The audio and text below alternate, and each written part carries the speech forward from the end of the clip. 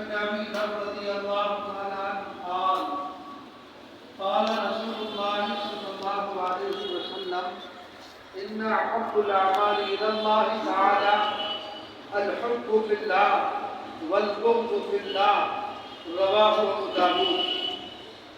وعن ابي امامه رضي الله تعالى عنه قال قال رسول الله صلى الله عليه وسلم ما احب عبدا لله الا اكرم ربه عز وجل رواه احمد.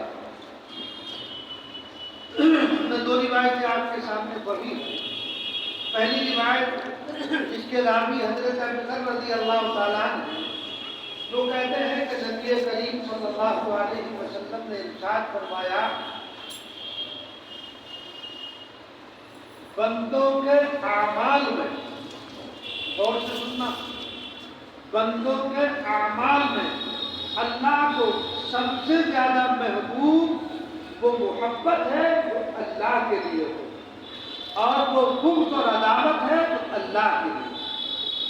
دو چیزیں بیان کی،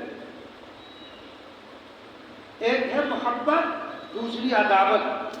یعنی انسان اگر کسی سے محبت کرتا ہے تو اس کی وہ محبت اللہ کے لیے ہونی چاہیے، اور اگر کسی سے اس کی دشمنی اور عداوت ہے تو وہ دشمنی اور عداوت بھی اللہ ہی کے لیے ہونی چاہیے.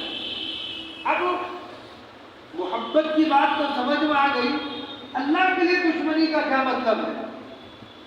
ایک انسان جو شریعت کی خلاف ورزی کر رہا، جو شریعت کے احکامات پر عمل پیرا نہیں ہے، آپ اس لیے اس سے ناراض ہیں کہ آپ شریعت کے مطابق کام نہیں کر رہے، میں آپ سے ناراض ہوں. یہ ہے دشمنی. یہ ناراضگی جو ہے یہ اللہ کے لیے. تو دیکھیے کیا بات ارشاد فرمائی نبی کریم صلی اللہ علیہ وسلم نے کہ اگر محبت ہے تو وہ بھی اللہ کے لیے ہونی چاہیے، اور اگر کسی سے دشمنی ہے تو وہ بھی اللہ کے لیے ہونی چاہیے. مطلب یہ ہوا کہ اپنی نفسانیت کا کوئی اس میں دخل نہیں ہونا چاہیے. اور دوسری روایت میں حضرت ابو امامہ رضی اللہ تعالیٰ عنہ اس کے راوی ہیں، اور یہ روایت امام احمد بن حنبل رحمۃ اللہ علیہ مسند احمد بن حنبل میں موجود ہے. رسول اللہ صلی اللہ علیہ وسلم نے ارشاد فرمایا، کیا فرمایا؟ جس بندے نے بھی اللہ کے لیے کسی بندے سے محبت کی، ما احب عبدا للہ، جس بندے نے بھی اللہ کے لیے کسی بندے سے محبت کی، الا اکرم ربہ عز وجل، اس نے اپنے رب عز وجل ہی کی عظمت اور توقیر کی. یعنی جو کسی انسان سے محبت کر رہا ہے، کسی انسان سے اس کا تعلق ہے اور وہ تعلق اللہ ہی کے لیے ہے، تو دراصل اللہ تبارک و تعالیٰ کی عظمت کا حق ادا کرنا ہے. اس لیے کہ یہ مخلوق تو اللہ کی بنائی ہوئی ہے. جب یہ مخلوق ساری کی ساری اللہ کی بنائی ہوئی ہے تو اللہ کی اس مخلوق سے محبت کرتا ہے اللہ ہی کے لیے، جس کو اللہ ہی نے پیدا کیا، اللہ ہی نے جس کو بنایا، وہ ثواب نہیں ہوگی. بھئی اگر آپ کی اولاد سے کوئی محبت کرے گا تو کیا آپ کو اس سے محبت نہیں آئے گی؟ اگر آپ کو معلوم ہو کہ میرے بچوں سے فلاں دن محبت کرتا ہے تو آپ کے دل میں آٹومیٹک اس کی محبت آئے گی.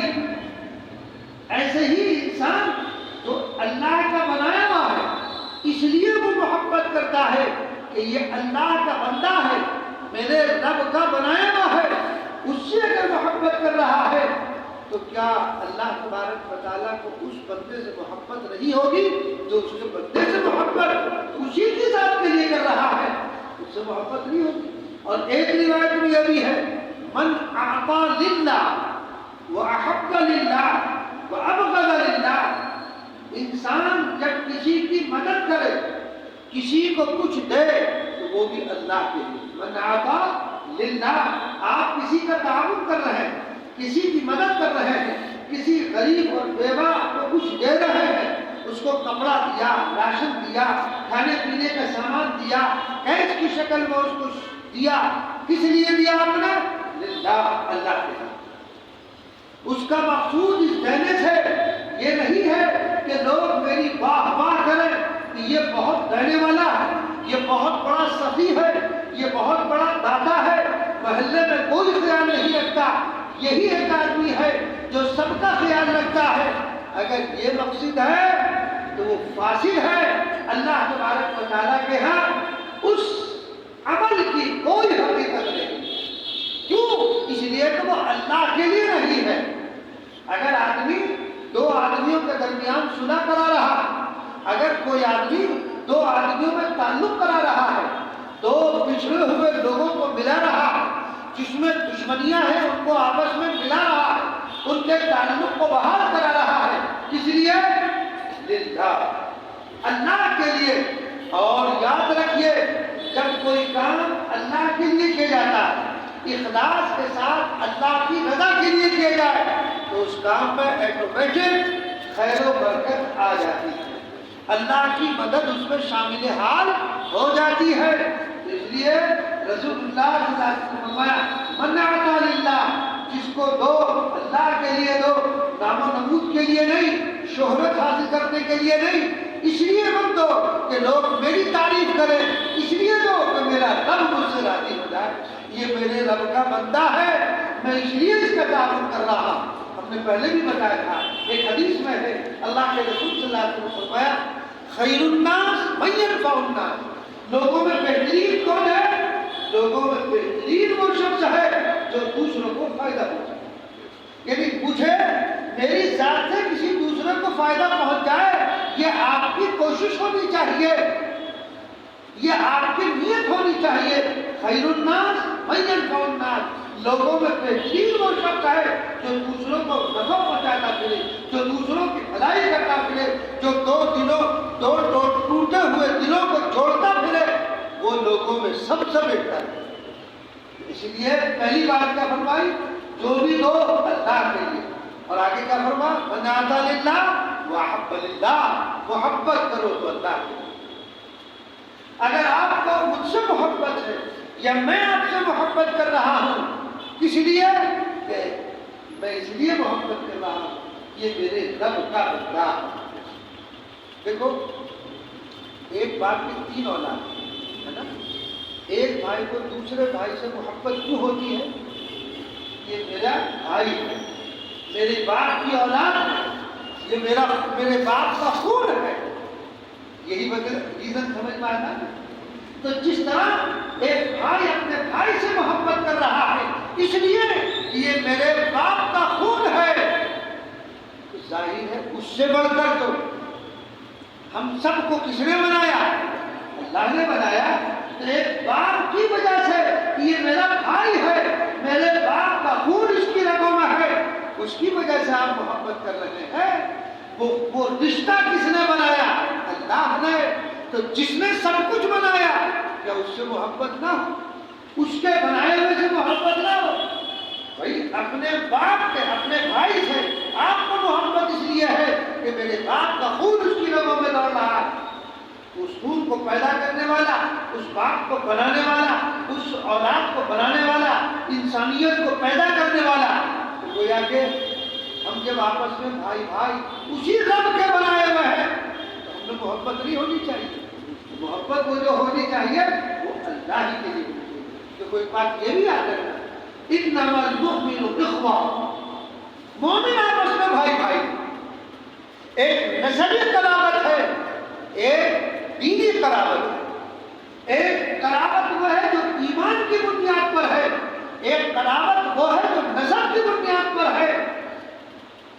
ایمانی قرابت کبھی ختم نہیں ہو سکتی۔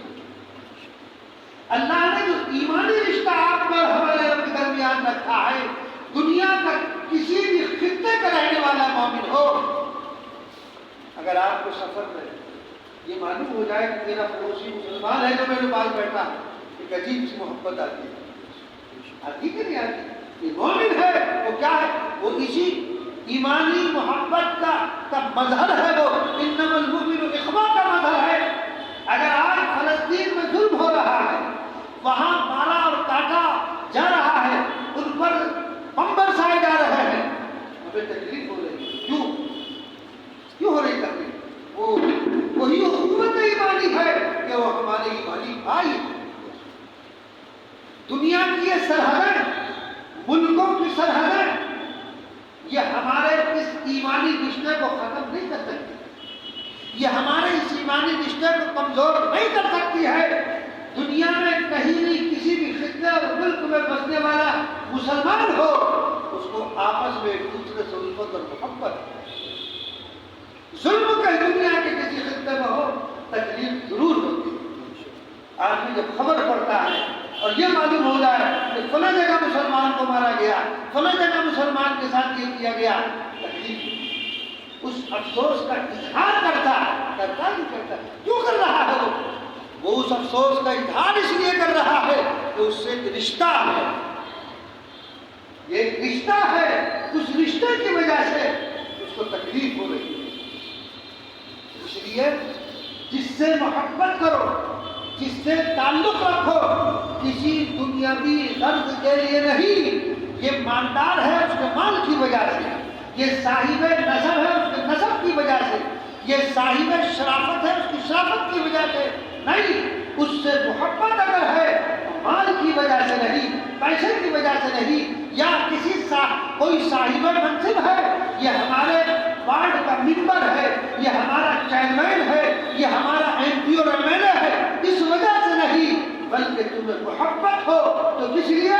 اللہ کے لیے ہونی چاہیے۔ الحب فی اللہ، محبت اگر کسی سے ہو تو صرف اور صرف اللہ کے لیے ہونی چاہیے، اس میں کوئی دوسری غرض شامل نہیں ہونی چاہیے کہ یہ مالدار ہے تو مالداری کی وجہ سے کہ مجھے کچھ پیسے مل جائیں، نہیں، پیسے دینے والا اللہ ہے، جس طرح اس مالدار کو دے رہا ہے وہ غریب کو بھی دے سکتا دیتا ہے۔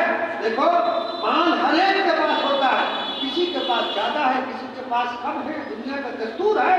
اللہ نے کسی کو زیادہ دیا تو کسی کو کم دیا، دی تو اللہ دی ہوئی تو اللہ کی نعمت ہی ہے، دیا ہوا تو اللہ ہی کا ہے۔ تو اس لیے کبھی اس کے مال کی بنیاد پر اس سے محبت مت کرو کہ یہ مالدار ہے، یا اس سے محبت اس لیے مت کرو کہ یہ صاحب اقتدار ہے، نہیں، اس سے محبت ہو تو صرف اور صرف اس بنیاد پر کہ یہ میرے رب کا بندہ ہے، میں اللہ کے لیے اس سے محبت کر رہا ہوں۔ تو کیا فرمایا؟ ما احب عبد عبدا للہ، جس نے بھی اللہ کے لیے کسی بندے سے محبت کی، اس نے در حقیقت اپنے رب عز و جل کی عظمت و توقیر کی۔ یعنی کسی بندے سے انسان محبت کر رہا ہے تو گویا کہ وہ اپنے رب کی توقیر کر رہا ہے، اپنے رب کی تعظیم کر رہا ہے۔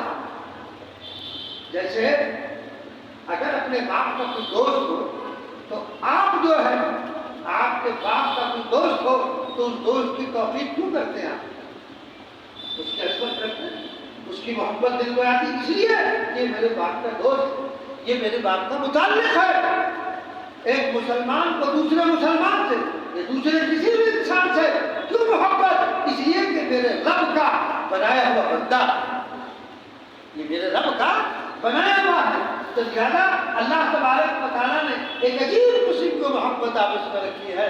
تو لہٰذا اگر کسی سے محبت ہو تو نفسانیت کی بنیاد پر نہیں، کسی دنیاوی غرض کی بنیاد پر نہیں، کسی منصب کی بنیاد پر نہیں، بلکہ یہ میرے رب کا بندہ ہے، اس بنیاد پر اس سے محبت ہونی چاہیے۔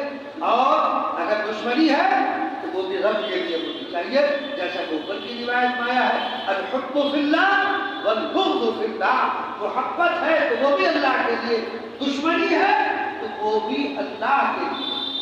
تو یاد رکھیے گا الحاصل، کسی بندے کا کسی دوسرے بندے سے اللہ کے لیے اور اللہ کے تعلق سے محبت کرنا در حقیقت در اصل اللہ تبارک و تعالیٰ کی عظمت کا حق ادا کرنا ہے، اور اس طرح اس کا شمار اللہ کی عبادات میں سے۔ یعنی یہ جو محبت کر رہا ہے، اس کا مطلب یہ نہ سمجھنا کہ ہم نے محبت کر لی بات ختم ہو گئی، بھائی جب تم محبت کر رہے ہو کس کے لیے؟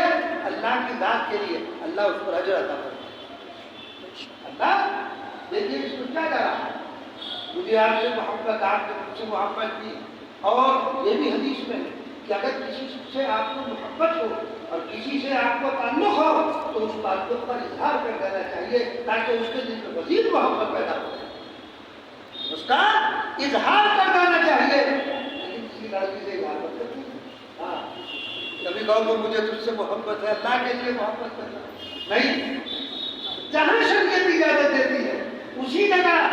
کیونکہ آج کل کا ہمارا نوجوان کیا کرتا ہے، انسٹاگرام، فیس بک، واٹس ایپ پر فرضی آئیڈیا بنا کر لڑکیوں کا فوٹو لگا کر تاکہ میرے پاس خوب بیچی جائے، محبت بھرے میسج بھیجتا رہتا ہے، دھوکہ دہی کرتا رہتا ہے، چیٹنگ کرتا رہتا ہے، اس کی اجازت نہیں ہے۔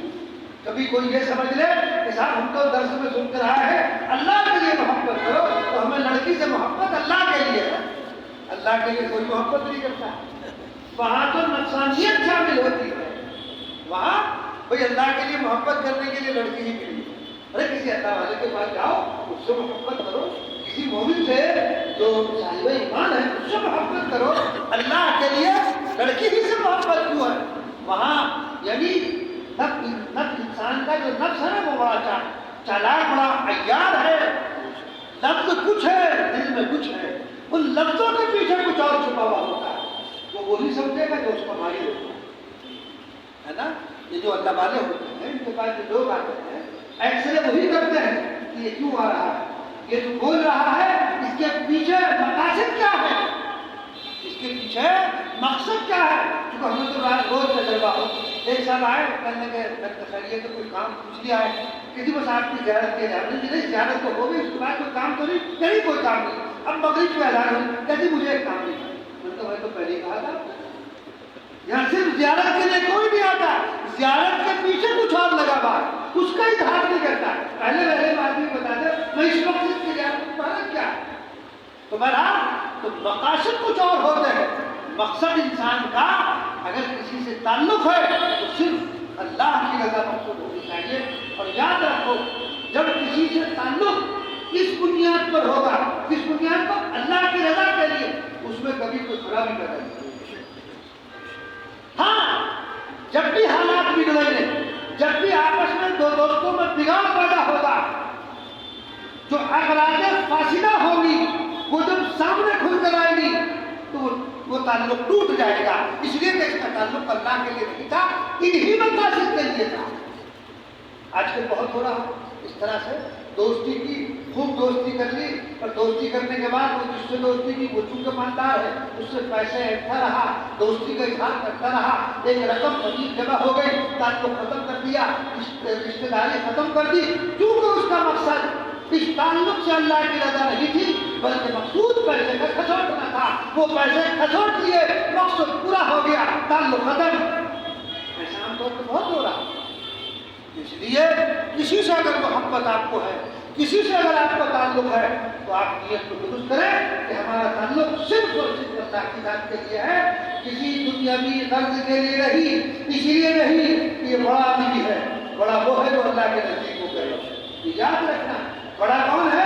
ان اکرم اللہ، بڑا وہ ہے جو اللہ کے نزدیک مکرم ہے، جو اللہ کے نزدیک پرہیزگار متقی ہے، ان اکرمکم عند اللہ اتقاکم، اللہ کے نزدیک مکرم اور معزز وہ شخص ہے جو متقی اور پرہیزگار ہے، جو صاحب منصب ہے وہ اللہ کے نزدیک مکرم نہیں ہے، جو صاحب دولت ہے وہ اللہ کے نزدیک مکرم اور بلند نہیں ہے، بلکہ مکرم اور معظم اور باعزت کون ہے اللہ کے نزدیک؟ جو متقی اور پرہیزگار ہے، جس کی زندگی متقیانہ ہے۔ تو اس لیے کسی سے تعلق رکھو، اللہ کے لیے رکھو، اللہ کی رضا کے لیے، وہ غریب ہو یا فقیر ہو، مالدار ہو یا صاحب اقتدار ہو، صرف اور صرف اس سے تعلق اللہ کی رضا کے لیے ہونا چاہیے، ہے نا؟ اور کوئی مقصد نہیں ہونا چاہیے۔ اگر اس کے علاوہ کوئی اور مقاصد ہوں گے تو وہ تعلق پائیدار نہیں ہو سکتا ہے۔ آپ تجربہ کر کے دیکھیں، آپ چاہیں تجربہ کر کے دیکھ لیجیے، پائیدار وہی تعلق رہتا ہے جس میں اللہ کی رضا شامل حال ہوتی ہے، اور اگر اس میں اللہ کی رضا نہیں ہے یا وہ اللہ کے لیے نہیں ہے ٹوٹ جائے۔ اللہ تبارک و تعالیٰ مجھے بھی آپ کو بھی محبت کسی سے اللہ کے لیے، عداوت کسی سے ہو اللہ کے لیے۔ اور ایک بات پر آپ نے غور کیا کہ رسول اللہ صلی اللہ علیہ وسلم نے جملہ ارشاد فرمایا، کیا؟ ان احب الاعمال الی اللہ، اللہ کے نزدیک محبوب ترین، پسندیدہ ترین عمل، یہ نہیں کہ پسند، اللہ کے نزدیک محبوب ترین عمل کیا ہے؟ محبت اللہ کے لیے، عداوت اللہ کے لیے، یعنی اس کو محبوب ترین عمل قرار دیا گیا۔ اتنی بڑی بات ہے اور اس میں کچھ لگتا بھی نہیں۔ کوئی آدمی کسی سے محبت کر رہا ہے، نیت کر لے کہ میری محبت صرف اور صرف اللہ کی رضا کے لیے، اس میں کچھ جا رہا، کچھ پیسے خرچ ہو رہے، کچھ مال خرچ ہو رہا، کچھ بھی نہیں، وقت بھی کچھ خرچ نہیں ہو رہا، دل میں نیت کیا آپ نے، بات ختم، اور اس پر اجر ملنا شروع ہو گیا۔ اس پر کیا ہے؟ اجر ملنا شروع ہو گیا۔ تو جب اللہ کے لیے محبت آپ کر رہے ہیں، یہ بھی عبادت ہوئی نا، اللہ کے لیے کام آپ نے کیا، اللہ کی وجہ سے کیا، تو اللہ تعالیٰ اس پر ضرور اجر عطا فرمائے گا۔ اس لیے جب کسی سے محبت کرو تو اللہ کے لیے، کسی سے عداوت ہو تو وہ بھی اللہ کے لیے۔ اللہ تبارک و تعالیٰ ان احادیث شریفہ پر ہم سب کو عمل کرنے کی توفیق دے۔ یہ بزرگ رکھنے کیا بتایا آپ نے؟ لگے اگر بزرگ رکھو گے اللہ کے لیے کیا کریں؟ آپ نے کہا تھا بوجھ بھی رکھو گے دشمنی، اگر دشمنی ہے تو اللہ کے لیے، ایک آدمی حرام کام کر رہا، تم نے اس سے تعلق کو ختم کر دیا کہ میں میرا تم سے تعلق نہیں ہے، گویا کہ عداوت کی، ناراضگی کی صورت ہے، تو یہ ناراضگی اللہ کے لیے، اس سے تعلق کیوں توڑ رہا ہے؟ اس لیے کہ اللہ کی نافرمانی کر رہا ہے۔ اللهم صل على سيدنا ونبينا ومولانا محمد عبده ورسوله۔ اے اللہ ہمارے گناہوں سے معاف کر، ہماری خطاؤں کو درگزر کر، ہم بہت گناہگار، خطا کار، غلطی اور سیاہ کار، ہماری سیاہ کاری پر رحم فرما۔ رب کریم، ہم نے اب تک کتنی خطائیں کی ہیں، رات کی تاریکی میں، دن کے اجالے میں، اے اللہ کمرے بند کر کر کے ہم نے نامعلوم کتنے گناہ کیے ہیں، اس تمام کو معاف فرما۔ آپ بھی معاف کرنے والے، اے اللہ آپ ہی معاف کرنے والے، آپ کے علاوہ کوئی نہیں۔ اے اللہ آپ ہی ہمارا سہارا ہے، کہاں جائیں، کدھر جائیں، تیرے در کے علاوہ کوئی در نہیں۔ اے اللہ تیرے در کو کیسے چھوڑے؟ خدا مطلب جو کچھ ملتا ہے تیرے ہی در سے ملتا ہے، تیرے در کے علاوہ کوئی در نہیں۔ اے اللہ ہمیں اپنے در سے عطا فرما دے، خیر عطا فرما دے، پورے عالم کے مسلمانوں کی حفاظت فرما، جان کی، مال کی، عزت کی، آبرو کی حفاظت فرما۔ اے اللہ ان بے قصور اور بے سہاراؤں کی، اے اللہ جن کے گھروں کو تباہ کر دیا گیا، بستیوں کو تباہ کر دیا گیا، بم گرا کر، میزائلوں سے اے اللہ ہاسپٹل تک اڑا دیے گئے، اے خدا قدوس جو کیمپوں میں زندگی بسر کر رہے تھے وہاں بھی میزائل گرا کر ان کو تباہ کر دیا گیا، اے اللہ ان کی رحم سے مدد فرما۔ خدا قدوس یقیناً وہ ہمارے بھائی، ہزار بچے، بوڑھے، عورتیں شہید ہو چکے ہیں، اے اللہ ان کے خونوں کی لاج رکھیں، اے اللہ ان کے خونوں کی لاج رکھیں۔ ہم یہاں سے ان کے لیے سوائے دعا کے اور کیا کر سکتے ہیں؟ ہمارے بس میں کچھ نہیں، صرف اس کے کہ ہم ان کے لیے دعا کریں۔ بہت سی مشکلات، بہت سے مسائل ہیں، رب کریم تو ان کی حفاظت کرے۔ چھوٹے چھوٹے بچے ان کے چیخڑے ہو گئے دیکھ کر کے رونا آتا ہے، اے اللہ جگر پارا پارا ہو۔ خدا قدوس ان معصوم بچوں کو جو قتل کیا، اے اللہ ان ظالموں کو ہلاک فرما دیجیے، اے اللہ ان ظالموں کو چھانٹ چھانٹ کر تباہ اور برباد کر دیجیے، ان میں آپس میں پھوٹ ڈال دیجیے، اے اللہ ان میں آپس میں دشمنیاں پیدا فرما دیجیے۔ رب کریم جو تیری نافرمانی اس طرح کھلا کھلا کر رہے ہیں، اے اللہ ان کو نیست و نابود کر دیجیے، زمین کو پھاڑ کر انہیں زمین میں دھسا دیجیے، آسمان سے کوئی اے اللہ ان پر ایسا عذاب نازل کر دیجیے جیسے سابقہ کر دی گئی، آپ کے گولے نازل کر دیے گئے، اے اللہ پتھروں کی بارش کر دی گئی۔ خدا بندہ قدوس، یہ تمام مناظر تو آپ دیکھ رہے ہیں، آپ کی کیا مصلحت ہے تو آپ ہی سمجھتے ہیں۔ رب کریم، ظلم کی انتہا ہو چکی ہے، ظلم کی انتہا ہو چکی ہے، مکانات مٹی کے ڈھیر بن گئے۔ اے اللہ کتنے لوگ ابھی بھی ایسے ہیں جو ملبے میں دبے ہوئے ہیں، پتہ ہی نہیں۔ رب کریم ان کی حفاظت، ان کے دلوں پر کیا گزرتی ہوگی، اے اللہ ان کے دلوں پر کیا گزرتی ہوگی۔ یقیناً ہم ان کے غم میں شدید تو نہیں ہو سکتے، لیکن جتنا بھی ہمیں احساس ہوتا ہمارے ان احساسات کو ان کو قبول کرنا۔ اے اللہ اس سخت گرمی میں ہم پنکھے کے نیچے بیٹھے ہوئے ہیں، پھر بھی ہمیں پسینہ آ رہا ہے، گرمی کا احساس ہو رہا ہے، گرمی کی شدت محسوس ہو رہی ہے، ہر آدمی پر پسینے میں شرابور ہے۔ لیکن پوچھو ان غزہ کے مسلمانوں سے، نہ پنکھا نہ مکان، چھٹی ختم، پنکھا کہاں سے، وہ کیسے زندگی اپنی بسر کرتا ہے۔ اے اللہ تیرا لاکھ لاکھ شکر ہے، تو نے کتنی نعمتوں سے نواز رکھا ہے۔ بدن کو چھپانے کے لیے کپڑے، جسم کو چھپانے کے لیے کپڑے، اے اللہ آرام کے لیے بہترین مکان، ایئر کنڈیشن، ہر قسم کی سہولیات۔ رب کریم تیرا جتنا بھی اس پر شکر ادا کرے وہ کم ہی کم ہے۔ لیکن میرے دوستوں، ان غزہ کے مسلمانوں کو یاد کر کے تنہائی میں کبھی سوچا کرو کیا ان پر گزر رہی ہے۔ نہ کھانے کے لیے کچھ موجود ہے، پینے کا اسباب ختم ہے، دشمن نے راستوں کو منقطع کر دیا۔ اے اللہ جس طرح وہ ان کے ساتھ ظلم کر رہے ہیں، ریلیف کو روک رہے ہیں، خدا بندہ قدوس ان کے راستوں کو بھی بند کر دے، ان کو ہلاکت اور تباہی میں ڈال دے۔ اے اللہ ہمارے ملک میں بھی امن و امان کا معاملہ فرما، سلامتی کا معاملہ فرما۔ اے اللہ جو دن دہاڑے مسلمانوں کو قتل کر رہے ہیں، بام لنچنگ کر رہے ہیں، اے اللہ تو ہی ان سے انتقام لے لے، تو ہی ان سے بدلہ لے لے۔ اے اللہ یقیناً نظام بدلتا رہتا ہے، سب تیری قدرت و قبضے میں ہے، تو جب چاہے جس کو لے آئے۔ یقیناً خدا بند قدوس یہ ہماری غلطیوں کا خمیازہ ہے، یہ ہماری اے اللہ بے راہ روی کا خمیازہ ہے جو ہم بھگت رہے ہیں۔